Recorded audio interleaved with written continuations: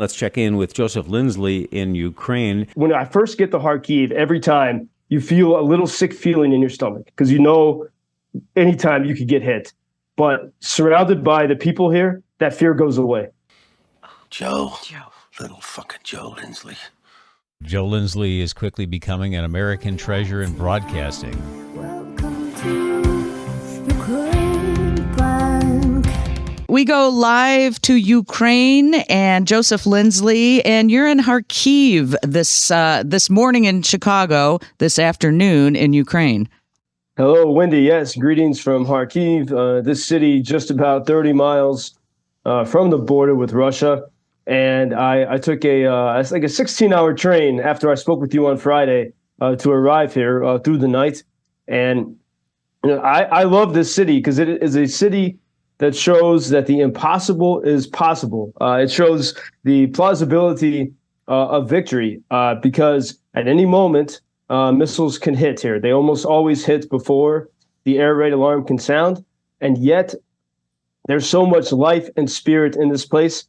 I've been coming here many times since the full-scale invasion began, and I've never seen more life in the city. There's traffic.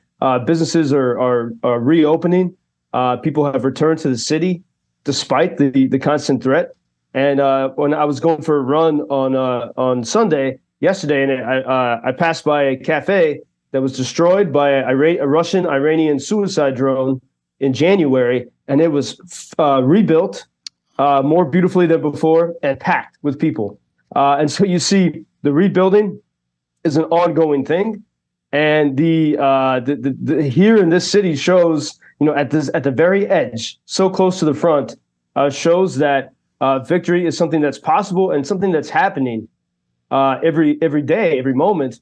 And if you want to sort of feel what it's like to be in such a place, I think it might be helpful to consider this rhetorical question. Just imagine as you go through all of your daily activities, when would be the time when you would, really not want to have a missile hit your neighborhood? You just think of, all the things that could be inconvenience or just, I would encourage people to sort of think about that as you go through your day. Just imagining, what if the missile hit now or now? Because it does happen so unexpectedly. And yet, people are here and they keep going, and there's, kids playing in the park, new businesses opening. And so it's a place of possibility. And I went on Saturday, as soon as I arrived, we were delivering drone jamming backpacks, paid for in part by listeners to WGN, to this broadcast. And these backpacks protect Ukrainians. Russians will send the kamikaze drones and surveillance drones to attack. And if you have this backpack, it will scramble the signal of those incoming Russian drones and cause them to fall and sort of before they can get to you. And so it sort of creates sort of this force field around you. It's really great technology. And that's amazing. That's amazing technology. It's like from Star Wars or something. Yeah, that's how I felt as I was examining the equipment. And there's some you wear on your back, others you hold in your hand, and sort of like to create the force field. It's really incredible. And they're making these throughout Ukraine, hidden in underground places so they can't be attacked. So it's Ukrainian ingenuity and technology, but fueled by, Americans in many ways, just successful people, business people who listen to WGN and other places who want to help in any way possible while Ukraine is trying to get, long range weapons and permission to hit bases in Russia. This stuff really makes a difference for the guys at the front. And I saw that very deeply as I was traveling through Donbass, and you're right there at the front and you see so much of the destruction.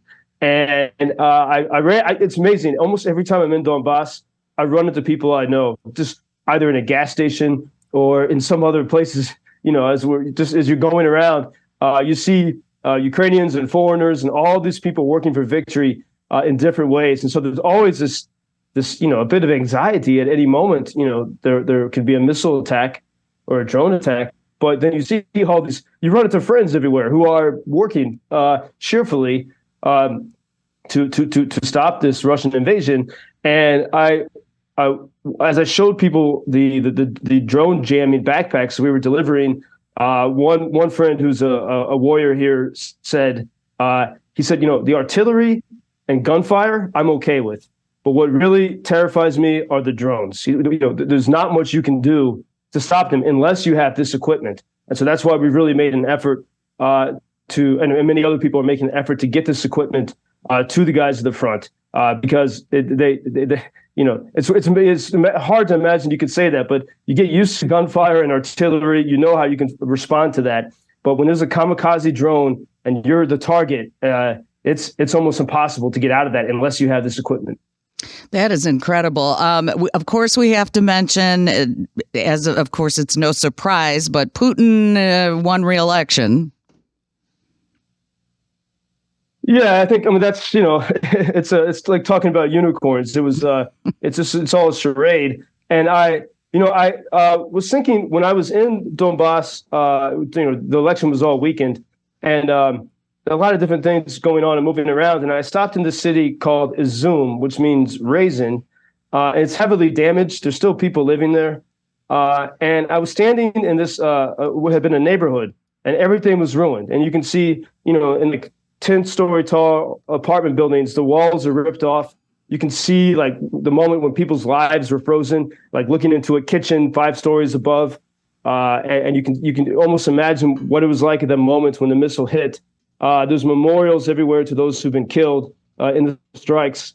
And I had just watched, Wendy, on WGN Radio's sister network on News Nation, that fascinating conversation between Tucker Carlson and Chris Cuomo. And I think when I watched it, I said maybe there's some breakthrough is possible. In that conversation, both Tucker Carlson and Chris Cuomo said, a year ago, they never even would have talked to each other, seeing like coming from two different perspectives. And now they're starting to talk and figure things out. Tucker Carlson is still in love with Moscow and Putin. But I was standing in those ruins and recalling what I heard in that Cuomo Carlson conversation. Tucker was talking to Chris Cuomo about how much he loved the architecture of Moscow. And he said that, we need to appreciate architecture in America. He said, architecture and anything made by human hands is the purest expression of the society that produced it. And as he's praising Moscow's, wonderful architecture, I'm standing in the ruins of architecture that was destroyed by Moscow. And I think, you can praise their architecture all you want, but the truest measure of who someone is are they building or are they destroying? And as you look at, I look at this beautiful city of Kharkiv, and so many beautiful buildings here are no longer beautiful because they no longer exist, because they've been destroyed. And this is, so I hope that, we got to always believe in breakthroughs. Maybe, someone like Tucker Carlson and people who follow him will start to say, hey, why don't we at least take a look at Ukraine before we sort of fall in love with Russia and begin to see the reality. And then I think if you're here in the ruins, to see people still cheerfully going, it's such an inspiring thing. It gives you energy. And this is why, as we talked last week, Wendy, with the President Macron's powerful speech or powerful interview, and we're starting to see more and more voices believe in a possibility that this can work. The Czech Republic, whose president was a top NATO general previously, and this is front page in the Wall Street Journal today too, they've secured 800,000 artillery rounds of artillery ammunition. And they say they've also found a possibility to get 700,000 more. So we're starting to see, okay, let's find every possible way we can gather support. And so this is positive momentum building. And then Russian propaganda is going into a new level of craziness because of Macron's speech. They've been attacking Macron on the internet. And even American commentator Candace Owens had a bizarre 20-minute video about Macron's wife. And I won't repeat what she was saying, but I want everyone to be aware that Russian propaganda, when they start attacking someone, it means that they're afraid and that person is having some kind of positive effect. Well, that is good advice. And that's, fear is behind a lot of things. You know that, Joseph. Yeah. Well, I say when you say fear, Wendy, I mean, there's when I first get to Kharkiv, every time you feel a little sick feeling in your stomach because anytime you could get hit. But surrounded by the people here, that fear goes away. The resilience is amazing. We will talk to you tomorrow, Joseph. You can always accelerate victory and go to UkrainianFreedomNews.com. Joseph Lindsley, stay safe. We'll speak tomorrow. Thank you for introducing you.